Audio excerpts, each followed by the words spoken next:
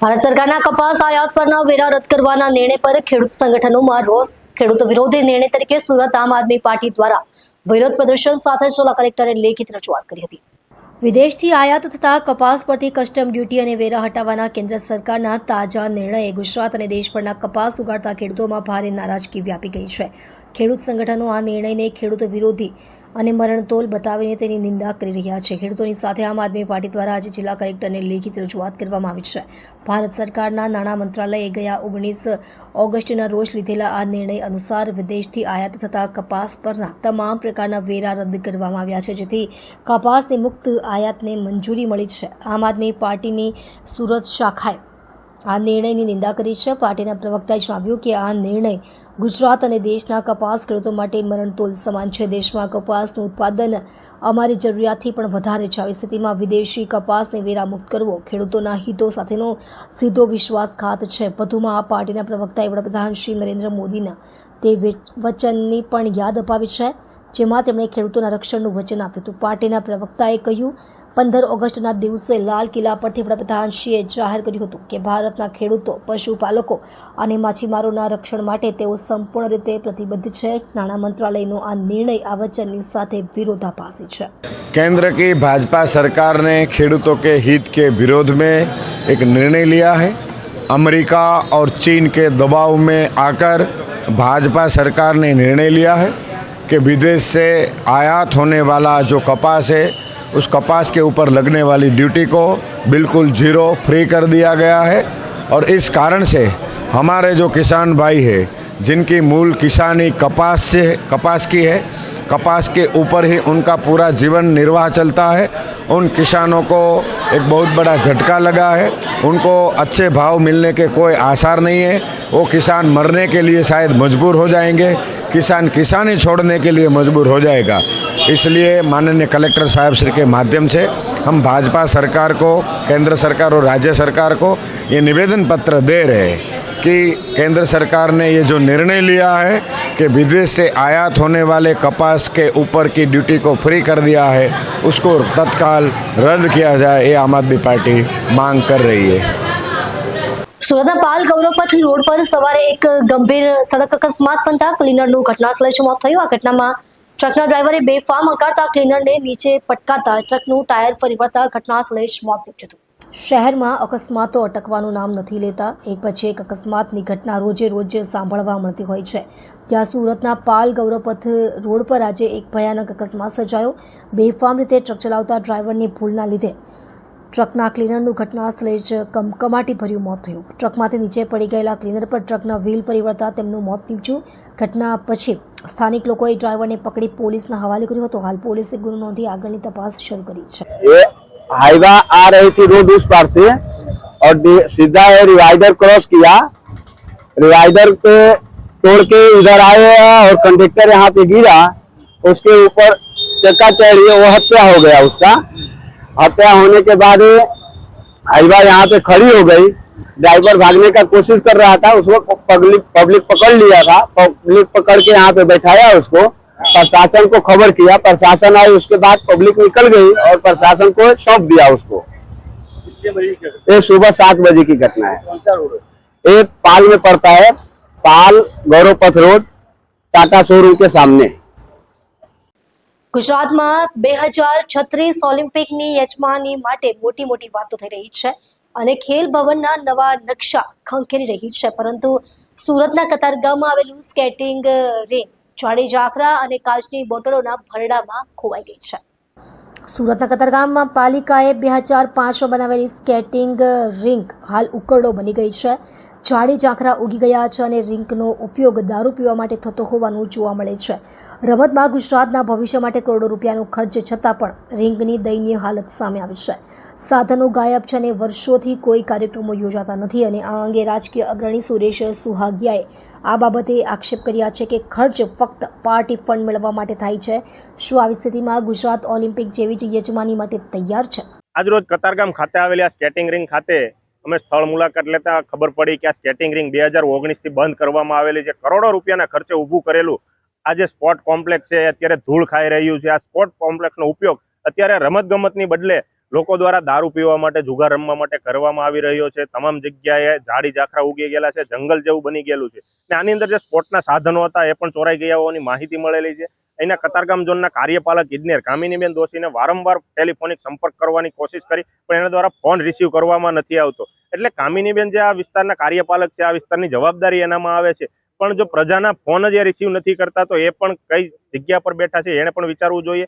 કારણ કે આ વિસ્તારની અંદર ફક્ત તંત્ર નહીં પણ અહીંના ચૂંટાયેલા પ્રતિનિધિઓ દ્વારા પણ કોઈ પણ પ્રકારની દરકાર લેવામાં ન આવતી હોય એવું લાગી રહ્યું છે. અને છેવટે જે પ્રજાના પૈસાનો આ વેડફાટ થઈ રહ્યો છે અહીંયા. એટલે આપના માધ્યમથી અમે તંત્રને અને શાસકોને કહેવા માંગીએ છીએ કે આ પ્રજાના પૈસે જે આપના દ્વારા મોટા મોટા સંકુલો ઊભા કરવામાં આવી રહ્યા છે એની જાળવણી પૂરતી કરવામાં આવે ને લોકોને ને બાળકોને આની પૂરતી સુવિધા મળી રહે તો જ જે બાણે આપણે મહાકુંભ કરીએ, ખેલ મહાકુંભ, એની અંદર કરોડો રૂપિયાની જાહેરાત કરવામાં આવે છે. ને ગુજરાત સરકાર દ્વારા 2036માં ઓલિમ્પિકની યજમાની લેવાની વાત કરવામાં આવે છે, પરંતુ આ રીતે જો ભ્રષ્ટાચારની અંદર આ સ્પોર્ટ સંકુલો ખદબદતા રહેશે તો આગામી આયોજન તો ઠીક, પરંતુ એની વાત જ સુદ્ધા આપણી ઉડી જવા પામશે એવું લાગી રહ્યું છે આની ઉપરથી. અદાણી ફાઉન્ડેશન દ્વારા પુરસ્કૃત નવચેતન પ્રાથમિક શાળા જૂના ગામ ખાતે ધોરણ 1 થી 8ના વિદ્યાર્થીઓ માટે પર્યાવરણ અનુકૂળ ઉત્સવોની આવશ્યકતા વિષય પર એક જાગૃતિ કાર્યક્રમનું આયોજન કરવામાં આવ્યું હતું. આ કાર્યક્રમનો મુખ્ય ઉદ્દેશ્ય વિદ્યાર્થીઓને પ્લાસ્ટર ઓફ પેરિસની બનેલી ગણેશ પ્રતિમાઓના પાણીમાં વિસર્જનથી થતી પર્યાવરણીય હાનિ વિશે જાગૃત કરવાનો હતો. આ દરમિયાન પ્લાસ્ટર ઓફ પેરિસની આડઅસરો દર્શાવતું એક પ્રેઝન્ટેશન પણ રજૂ કરવામાં આવ્યું હતું. શાળા પ્રશાસન દ્વારા વિદ્યાર્થીઓને પર્યાવરણ અનુકૂળ અને ઇકો ફ્રેન્ડલી ગણપતિ ઉત્સવ ઉજવવા અપીલ કરવામાં આવી હતી. આ કાર્યક્રમનો મુખ્ય ધ્યેય હતો કે વિદ્યાર્થીઓ હાલમાં પ્રચલિત દેખાદેખીમાં થતા ઉત્સવોને છોડી સાચી શ્રદ્ધા અને પર્યાવરણને નુકસાન ન પહોંચાડે તેવી રીતે ઉત્સવ ઉજવણી તરફ આકર્ષિત થાય. કાર્યક્રમ દ્વારા પર્યાવરણ સંરક્ષણ, દરિયાઈ જીવોને નુકસાનથી બચાવવા, પ્રદૂષણ રોકવું, સ્વચ્છતા અપનાવવી અને સર્જનાત્મક કળા વિકસાવવા જેવા મહત્વપૂર્ણ સંદેશો પણ આપવામાં આવ્યા હતા. આ કાર્યક્રમની ફળશ્રુતિ સ્વરૂપે વિદ્યાર્થીઓએ પોતાના હાથે કુદરતી અને પુનઃ ઉપયોગી સામગ્રીનો ઉપયોગ કરી 80 ગણપતિ પ્રતિમાઓનું નિર્માણ કર્યું હતું. આ પ્રતિમાઓ બનાવવા માટે વાંસની લાકડી, પોસ્ટર, રંગ, આભૂષણ, મણકા, રંગીન પથ્થરો, કાપડ, કાગળ, ઘાસ, મોરપીંછ, દિવાસળી અને વિવિધ પ્રકારની સામગ્રીનો ઉપયોગ કરવામાં આવ્યો હતો. વિદ્યાર્થીઓએ પોતાની કલ્પના શક્તિ અને કુશળતાથી અનોખી રીતે અને આકર્ષક પ્રતિમાઓ બનાવી હતી. ભારે વરસાદના કારણે ઉકાઈ ડેમનું પાણી 335.71 ફૂટ પર પહોંચ્યું છે, જેથી ડેમમાંથી તાપી નદીમાં 67,000 ક્યુસેક પાણી છોડવામાં આવ્યું છે. આ છોડાયેલા પાણીના કારણે સુરતની તાપી નદીનું પાણીનું સત્ર વધતા કોઝવેની સપાટી પર ચોક્કસ નજર રાખવામાં આવી રહી છે. ભારે વરસાદના કારણે ઉકાઈ ડેમનું જળાશય સંપૂર્ણ ક્ષમતા નજીક પહોંચ્યું છે.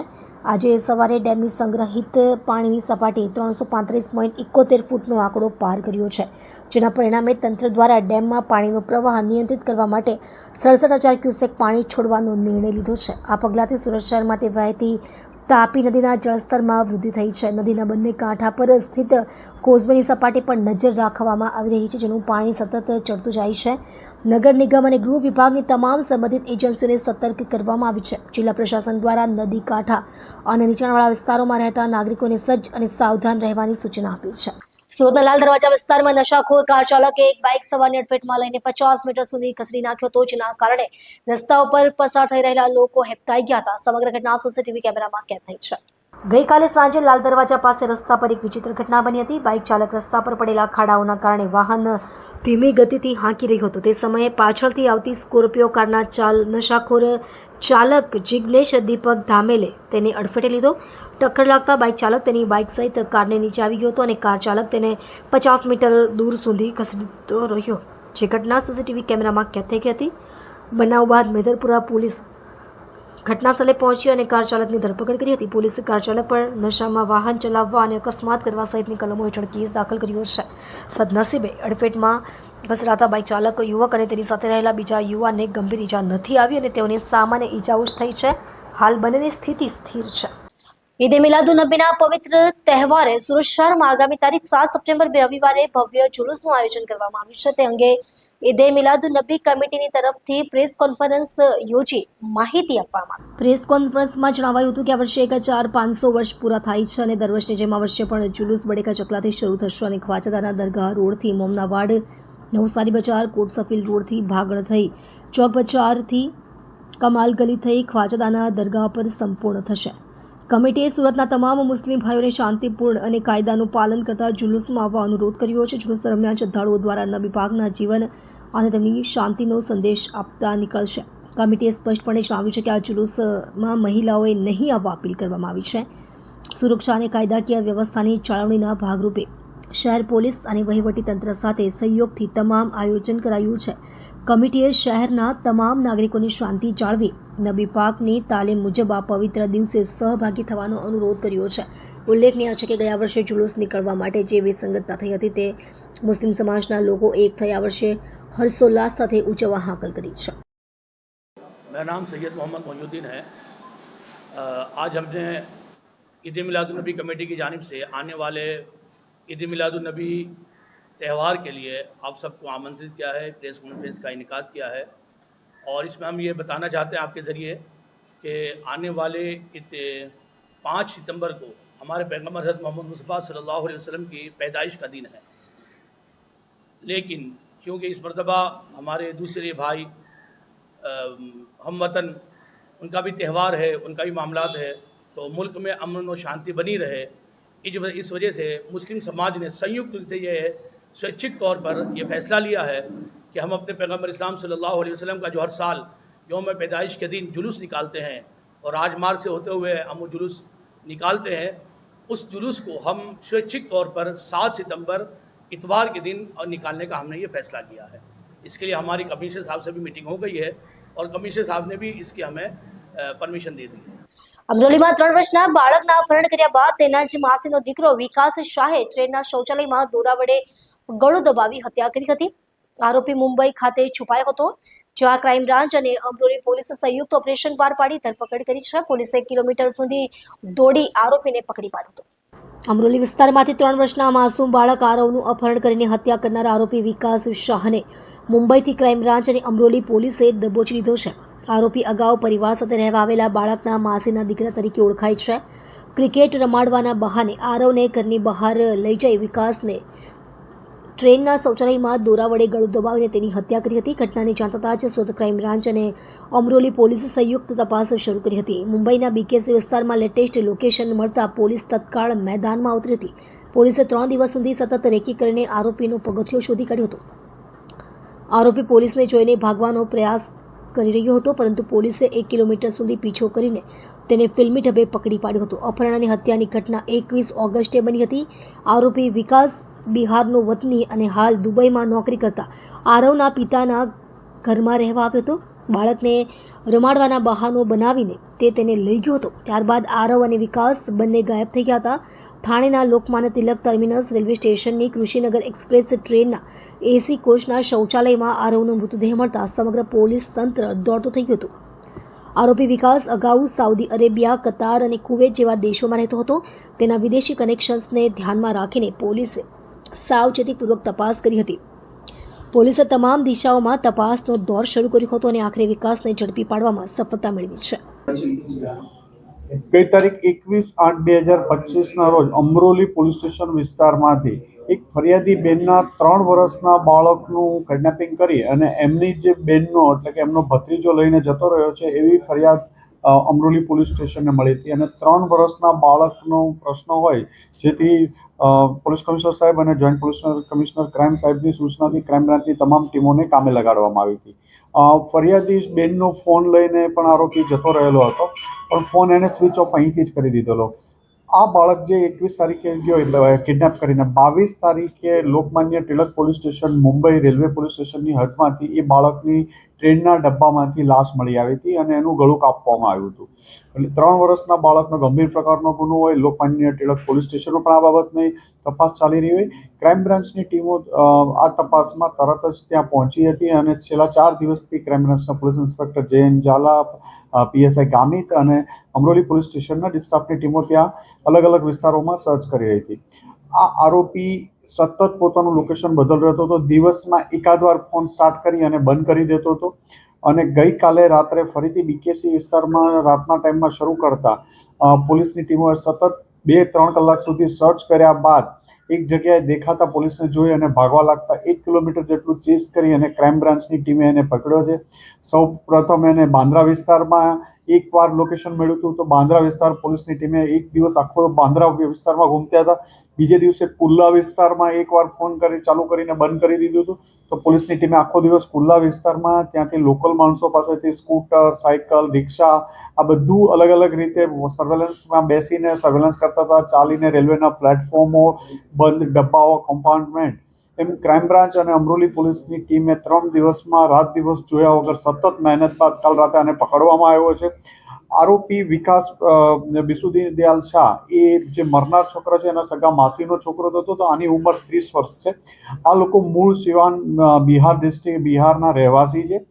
આરોપી અગાઉ કતાર, સાઉદી અરેબિયા અને અલગ અલગ બહારના કન્ટ્રીઓમાં પણ નોકરી કરી હતી. છેલ્લા એપ્રિલથી એ ઇન્ડિયા આવી ગયો હતો, કોઈ કામ ધંધો કરતો નહોતો. સુરતમાં એમના માસીના ઘરે એની મમ્મી ને એની બેન સાથે અહીંયા આવ્યા હતા 15 દિવસ પહેલા, અને એના મમ્મી ને બેન પરત જતા હતા. આને પરત જવું ન હતું અને એમની સાથે અહીંયા રહેવું હતું એના માસીના ઘરે, અને કામ કોઈ કરવું ન હતું. એના માસીએ કામ કરવા માટે કહેતા એને ખરાબ લાગી ગયેલું હતું ને આ અનુસંધાને જ એના માસીના છોકરાને 21 તારીખે બપોરે કિડનેપ કરી 3 વર્ષના બાળકને કિડનેપ કરીને લઈ ગયો હતો. લઈ ગયા પછી એને થયું કે આને શું કરીશ, એટલે એને ટ્રેનના ડબ્બામાં એનું ગળું કાપી અને ટોયલેટમાં જ મારી અને મૂકીને ત્યાંથી જતો રહેલો હતો. આને પકડીને આગળની વધુ પૂછપરછ ચાલી રહી છે અને વધુ તપાસ માટે અમરોલી પોલીસને સોંપવામાં આવશે. સર, એક તરફ અસ્થિર મગજનો કહે છે, પરંતુ તેનો જે રીતે મોબાઈલ ઓન ઓફ કરી રહ્યો છે, તો શું કહેશો? અસ્થિર મગજનું હોવાનું કોઈ અમારી પાસે રેકોર્ડ હજી સુધી મળી નથી આવ્યું. એ બંને 2-3 વાર ફોરેન કન્ટ્રીમાં અલગ અલગ જગ્યા ઉપર નોકરી કરી ચૂક્યો છે અને એનું એક શાતિર માણસ હોય એ રીતનું બિહેવિયર હતું અને એવું કોઈ જ એના ઓલા ઉપરથી લાગતું નથી કે અસ્થિર મગજનો હોય. એણે ટ્રેનના કમ્પાર્ટમેન્ટમાં જ તે બ્લેડથી બાળકનું ગળું કાપી નાખેલું હતું અને મૂકીને જતો રહ્યો. સુરતના નાનપુરા વિસ્તારમાં ભાજપના નગરસેવક અશોક રાંદેરીના પુત્ર જીતેશ દ્વારા પૂર્વ કોર્પોરેટર સ્વર્ગીય પ્રવીણ કહારના પુત્ર પર મારવાના આક્ષેપો સાથે તેઓ સુરત નવી સિવિલ હોસ્પિટલમાં દાખલ થયા છે. સુરતના નાનપુરા વિસ્તારમાંથી વર્ષોથી માછી સમાજના અગ્રણી અને થોડા સમય પહેલા જેમનું નિધન થયું તેઓ પ્રવીણભાઈ કહારના આ પુત્રો છે, જેઓ સુરતની નવી સિવિલ હોસ્પિટલમાં સારવાર માટે આવ્યા છે અને તેમના આક્ષેપો સુરતના નાનપુરા વિસ્તારના હાલના કોર્પોરેટર અશોકભાઈ રાંદેરીના પુત્ર જીતેશ ઉપર છે. તેમના કહેવા પ્રમાણે તેઓ ગટર લાઇનના કામનું હાલના રનિંગ કોર્પોરેટરને કહેવા જતા તેમના પુત્ર દ્વારા તેમને મારવાની સાથે 20 દિવસ પહેલા ઘરે આવી ધમકી આપતા તેમના માતાનું ટેન્શનમાં આવી જતા મોત થયા હોવાનું તેમનો આક્ષેપો છે. સાંભળીએ. ઉલ્લેખનીય છે કે અશોકભાઈ રાંદેરી હાલ ભાજપના ચૂંટાયેલા નગરસેવક છે અને તેમને તેમના જ ભાજપ પક્ષના પૂર્વ નગરસેવકનો દીકરો ગટર લાઇનના કામ માટે જતો હોય ત્યારે આના મારવાના આક્ષેપો થતા હોય ત્યારે આ વિસ્તારની સામાન્ય પ્રજાની ફરિયાદોનો કઈ રીતે નિકાલ થતો હશે તે આ ઘટના પરથી સમજવું પડશે. मैं अभी सिविल हॉस्पिटल आया हूँ. मेरे पे ना जीतेश अशोक भाई रांदेरी ने वार किया हुआ है. मैं उनके फादर को गटर लाइन के लिए मैं ना कहने के लिए गया था कि भाई ये नुकसानी हुआ है वो बना दो. उसके रिक्वेस्ट के लिए गया था ना, तो उनसे मैं बात कर रहा था तो उनके लड़के ने आके ने मेरे पे वार कर दिया और दो आदमी ने मुझे पकड़ लिया और फिर इसने मुझे धक्का मार के फेंक दिया और बोल रहा है कि ये काम नहीं होएगा, बराबर ने मुझे मारने की धमकी रहेगा. अभी तू आएगा ना तो मैं तेरे को और मारूंगा और मेरे घर पे आके भी धमकी देगा आज से 20 दिन पहले कि तू तेरे लड़के को समझा लेना. मेरी मम्मी को आके ऐसा बोला, तू तेरे लड़के को समझा लेना, नहीं तो मैं ना इसको मैं जान से मार दूंगा मैं. तो वो सुन के मेरी मम्मी की हालत और ख़राब थी, तो और क्रिटिकल हालत थी, तो उनकी डेथ हो गई 8 को 2025 को शुक्रवार को सुबह 8:30 बजे 7:30 बजे. किस बात के लेके झगड़ा था और वो कौन है? वो अशोक भाई रांडेरी कॉर्पोरेटर है, उनका लड़का है जीतेश अशोक भाई रांडेरी. तो वो ऐसे ही सबको दाब धमकी देता है. उनको मैंने बोला खाली ये मेरा गटर लाइन टूट गया है ना, तो मैंने रिक्वेस्ट की उससे, तो उसको रिक्वेस्ट बोला ना तो उसने मुझे गाली गलौज की. फिर दो बार तो मेरे पे वार किया उसने. फिर भी मैंने उसको जाने दिया कि नहीं, कि बड़ा आदमी का लड़का है तो अपने क्या कर सकते, अपने छोटे आदमी है. अभी भी उनको मैं रिक्वेस्ट करने के लिए गया ना तो मेरे घर पे आके मुझे गाली गलौज कर रही उन्हें. फिर मैं उनके पिताजी को बोलने गया ऑफिस पे, तो उनके ऑफिस पे मैं बोलने गया तो उन्होंने मुझे वहाँ पे खड़ा था ना, तो मुझे 2 जने ने पकड़ लिया और धक्का मार के फेंक दिया उन्होंने. फिर मुझे ना सिर पे वार किया, आईफोन मार दिया पूरा, और आँख पे भी वार किया ना, पूरा कांच घुस गया था. ये झगड़ा है ना 20 दिन पहले का है और मैं रहता हूँ नानपुरा माछीवाड़ खंडेरापुरा खाड़ी न्यू रोड पे. और ये लड़का जीतेश अशोक भाई रांधेरी अड़ाजन में रहता है और इनके फादर की ऑफिस है तिमलियार में नानपुरा LIC के बाजू में साई कॉरपोरेशन के नाम से उनका ऑफिस है। वो कॉरपोरेटर उसके लिए मैंने उसको रिक्वेस्ट करने गया था कि भाई ये टूटा हुआ है उसको खाली आप ठीक करवा दो, तो उनके लड़के ने मैंने गाली गलौज की मुझे और मुझे गाली गलौज करके मेरे पर डायरेक्ट वार कर दिया उन्होंने। बीजेपी का कॉर्पोरेटर है। લાજપોર મધ્યસ્થ જેલમાં ગઈકાલે રાત્રે થયેલી આકસ્મિક ઝડપી દરમિયાન પ્રતિબંધિત વસ્તુઓ તથા મોબાઈલ ફોન જપ્ત કરવામાં આવ્યા છે। આ ઝડપી જેલની શિસ્ત અને સુરક્ષા જાળવવા માટે હાથ ધરવામાં આવી હતી। આ કાર્યવાહી ગુજરાત જેલ વડા ડોક્ટર KLN રાવના માર્ગદર્શન હેઠળ અને જેલ અધિક્ષક શ્રીપાલ શેષમાના આદેશ અનુસાર કરવામાં આવી હતી। રાત્રે 10 વાગ્યાથી મધ્યરાત્રિના 12:30 કલાક સુધી ચાલેલી આ ચકાસણીમાં સ્થાનિક સ્ક્વોડ અને જેલ સ્ટાફની મદદ લેવાઈ હતી। રેડ દરમિયાન યાર્ડ, બેરેક, સંડાસ, બાથરૂમ અને પાછળના ભાગોની કડક તપાસ કરવામાં આવી હતી। આ તપાસમાં 4 મોબાઈલ ફોન, 6 ડેટા કેબલ અને 2 એસેમ્બલ ચાર્જર્સ જપ્ત કરવામાં આવ્યા છે। આ વસ્તુઓ કેદીઓ દ્વારા ટોયલેટના પોખરા અને વોશ બેસિનની પાળી જેવી જગ્યાએ છુપાવવામાં આવી હતી। આ બાબતે duty jailer RS Kudechai Sachin police station ખાતે ફરિયાદ દાખલ કરી છે। વધુમાં આ વસ્તુઓ જેલમાં કેવી રીતે અને ક્યાંથી પ્રવેશી તેની તપાસ માટે નાયબ પોલીસ અધિક્ષક DP ભટ્ટને આદેશ આપવામાં આવ્યા છે।